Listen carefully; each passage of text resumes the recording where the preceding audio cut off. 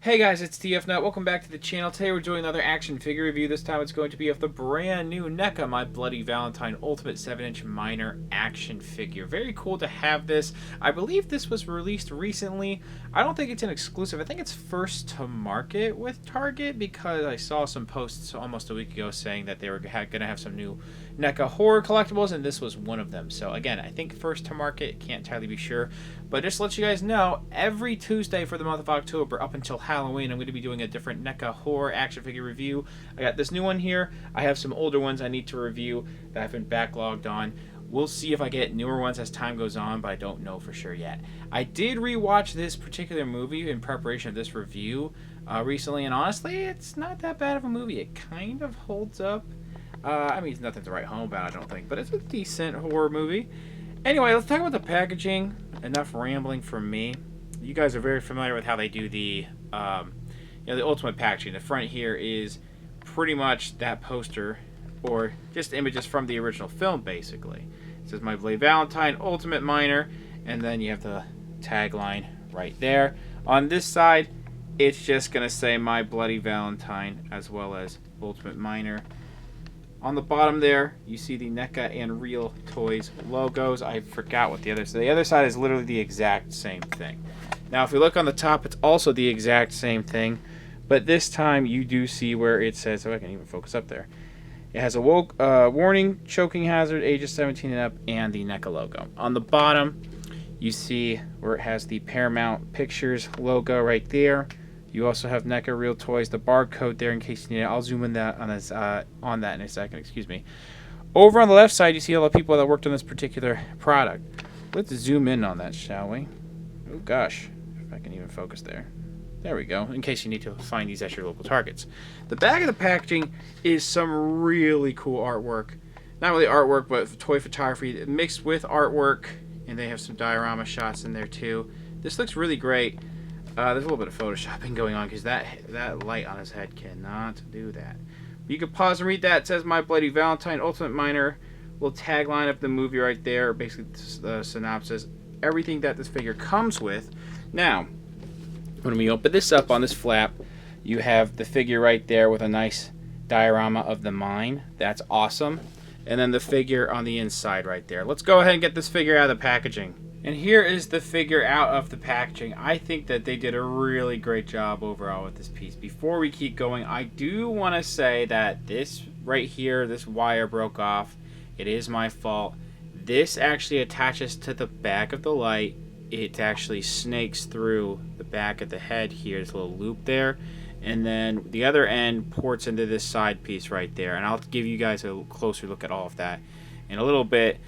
I do wish NECA had a warning on that, but again, just letting you know, that was my fault that broke off. So unfortunately, this, I only have to show this. Can't really show the full figure without the wire, unfortunately. Let's go ahead and take a look at the other accessories. Then we'll take a close look at the figure. Let's go over again what I did. This looks like an actual copper wire here, a very thin one. There's a few copper wires, and then there's the coating for that, and then there's the end. So this would go into there. I tried to sculpt through that to see if I could stick it back in there. It's not going to go back in there. Then this gets snaked up in here, and then there is another port right there where that would stick in. So keep in mind, if you're getting this, yes, this head is slightly removable. You're about to see his face in a second. This mask can be removable too, but if you start moving stuff around, especially because there's a wire that's connecting things, there's a chance things are going to break. So just keep that in mind. That's rather unfortunate that I did that. But let me be the example, so you guys don't learn from, you guys can learn from my mistakes. The pickaxe is really cool. The coating on here is really nice with the nice paint. It has a little bit of like a, metallic finish to it, almost like a glittery plastic. Not exactly, but there's actual dry brushing on it. It's very nice with a dark gray, more brighter metallic silver in some areas. Then the detailing on the handle, the wood looks really good, and there's a little bit of a light brown mixed with that darker brown, just to give it some highlights in there. That is really sick. You also get the knife right here with a nice metallic silver blade, and then just a basic black paint and sculpt for the handle, which is not necessarily a bad thing. I don't know. I was looking to see if there was any type of holstering. I don't think this hat. I mean, you could maybe fit it on like a belt loop or something, but I don't think there's an actual pocket where you sheath the knife here. You also get this that says, the box says this is a drill. This was really a nail gun in the movie. This is really cool. It says on the handle NECA. I don't know what originally that company would have been. I guess that, you know, this thing was from. But the black paint on here is rather nice. It looks a little plain, but it still looks, you know, pretty good. The big thing is the silver paint on here. That brighter silver is really nicely done. The metallic paint apps going on there. Some buttons on there. Then the end where the nail would come out. And forgot to mention the trigger also looking really good. I will show off images at the end of what these accessories look like with it. Last but certainly not least, we do have a heart-shaped candy box. I do like the pink and white going on the ribbon there. I feel like, were they gonna paint blood on this, or was it always supposed to be pink like that? Because it just kind of seems like it's just plopped on there, or like a paint mismatch. Could be on purpose, and I could be full of it.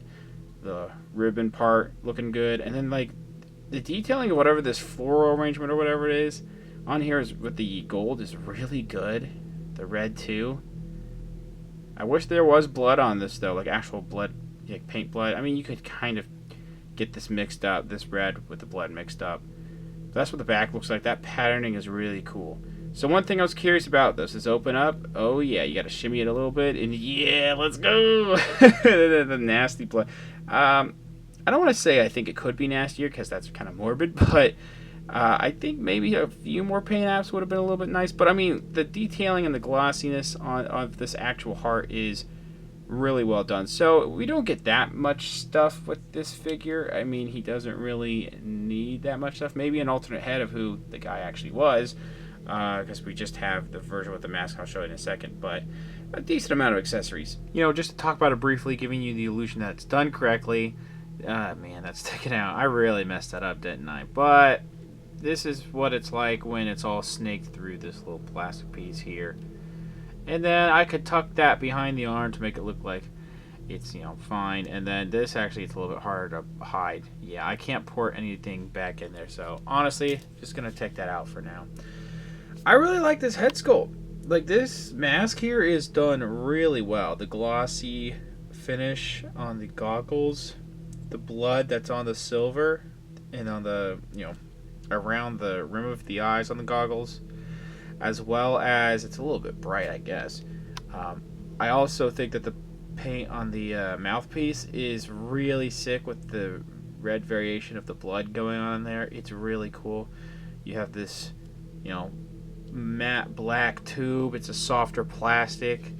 I forgot to mention, I think this was actually, if this was a real copper wire, it kind of simulates a bendy wire. I don't know if it's exactly like that, but you could kind of move it around how you would have liked. So there's that. This though, you see the way that this tube is done, it will actually pop out of here, and you could pop it back in. That's the thick enough piece to where you could pop that back in. If you don't want that to move, I would not recommend gluing it, but if you actually unplug it and it bugs you that much, then you could probably glue that back in. The light on top of the head, it looks fine. You know, we do have the yellow and white for the light going on there. It would have been cool if somehow they worked in a light, like a working light, but I know that would have been way too expensive and way too hard for something small like that, so I'm not going to fault them for that. The silver for the like rivets on there are really cool, and the buckles too. This mask is really nice. I'm wondering if this can be used for other characters, and I say this is mainly why I had the problem with the copper wire. This is removable, so I'm going to show you guys what it looks like. It's this, if you hear it playing overhead, excuse me, but you can see the eyes here. I guess, is this supposed to be Harry Warden? Is this supposed to be the other guy that we find out at the end of the movie? I'm not going to spoil it. I mean, it's been around for like 40 years, but the eyes on here are nicely painted. Look how crazy they look with the green eyes there. The eyebrows, a little bit of like a slight shading, I feel like, around the eyes. It's really cool. There's a little bit of a brown highlight on the ski mask, which is mostly a black sculpt, but it has really nice detailing, like just very realistic detailing there. So yeah, this thing is like, this is a soft plastic, but this helmet doesn't really pop off. It's all of that is glued in there, and then you look on the inside of the goggles, you can't see through that at all, which is fine.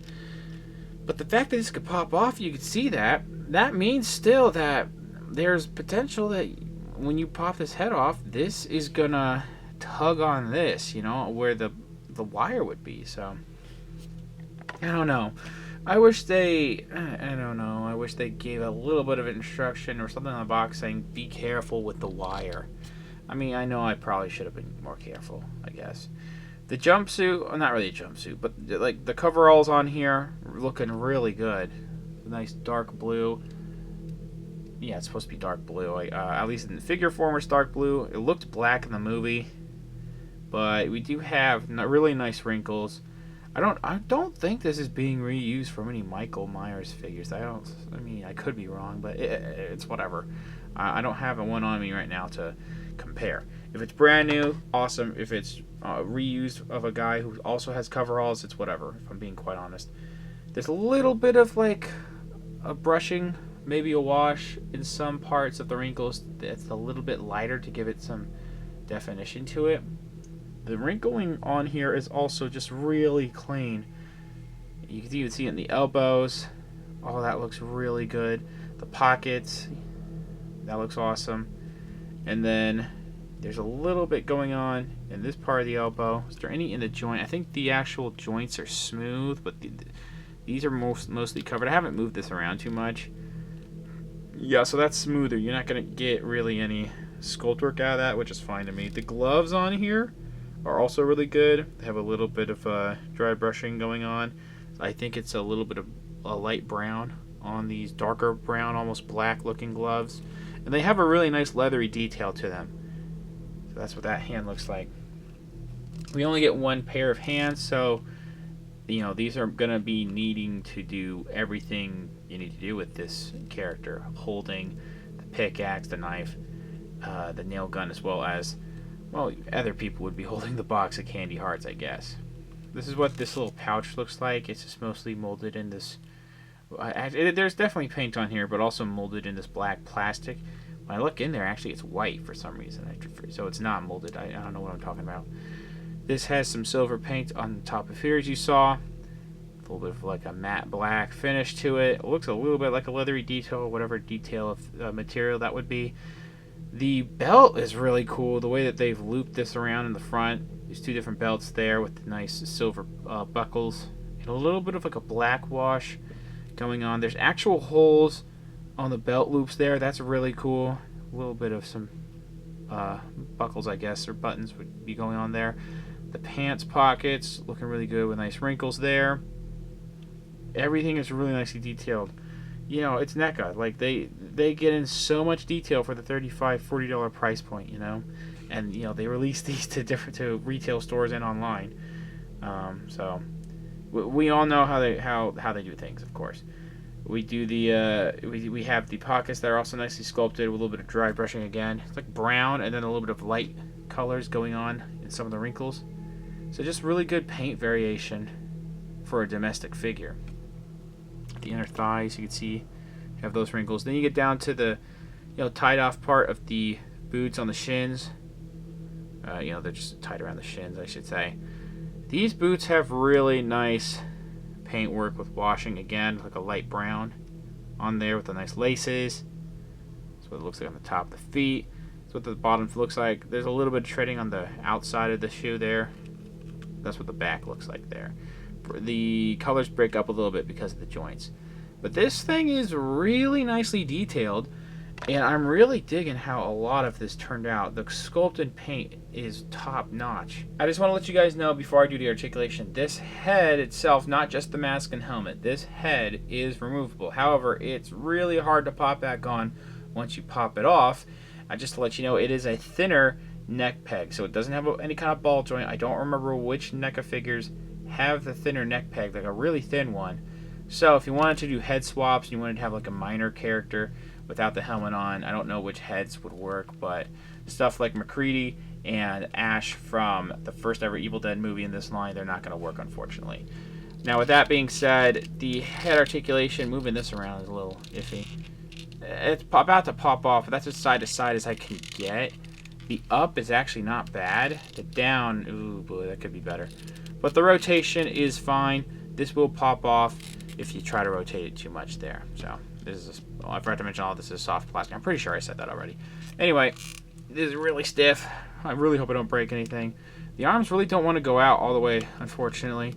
They go all the way around here. They should swivel here, and they swivel at this part where the glove is going to be. Now, with this elbow, this is as far of a double joint bend that I could get. Swivel at the wrist, a hinge at the wrist. There's paint rub sometimes because they paint the joints, so be careful. You can't, this is a softer plastic, almost actually a harder plastic feel. That's how stiff it is. But it's definitely a softer plastic overlay around the torso. You really can't move anything around. You can't really swivel things around. You can kind of rock side to side. I think it's mostly coming from the legs. It's hard to really move anything with the torso. Legs can go forward like that. You can see there's some resistance there. Back, kind of. Yeah, that gets in the way. The splits are actually perfect, so that's sick. Upper, there should be an upper thigh swivel. Yeah, this actually rotates pretty well. Not all the way, unfortunately, but it's in there. We do have a single joint knee that gets about 90. Swivel right here. Then, let's see, you don't have any at the boot, but you can go, oh gosh, these are really tight. This is as far down as I can make it go with the ankle. Some of you are like, oh, he's going to break it. Yeah, I know. I'm trying to be as careful as possible. The up motion is really not great on this. I don't know if I'm just not doing it right, but the up motion really does want to go. And then we do have ankle rockers. Measuring out the figure, we're looking at around 20 centimeters. So that is going to put this at about a little over 7 3/4 inches tall. I think the helmet's going to make it look a little bit taller. This is reusing parts from the Halloween 2 Michael, like I thought. The coverall, this chest is the exact same sculpt, but they've retooled it so that there's no bullet holes on the minor figure. Of course, the differences being, you know, the wrists with the gloves as well as the shins. Those are brand new. I don't really fault them for reusing those parts, if I'm being quite honest. But this figure is going to be slightly taller, I think, because of the helmet, than Michael Myers there. A little bit taller than McCready on the far left.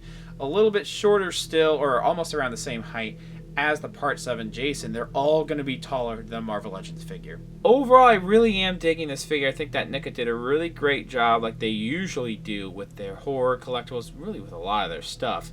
It's just that with this particular figure, I wish the range of motion was a little bit better. The shoulders, the torso, that's not really existent at all. And the legs could be better. Also, I do wish they had a warning about that wire. I mean, I shouldn't have caveman the damn thing, but it would have been nice to know beforehand, hey, this is a pretty fragile piece, but this is a NECA figure. They tend to be a bit fragile. That bit is an understatement.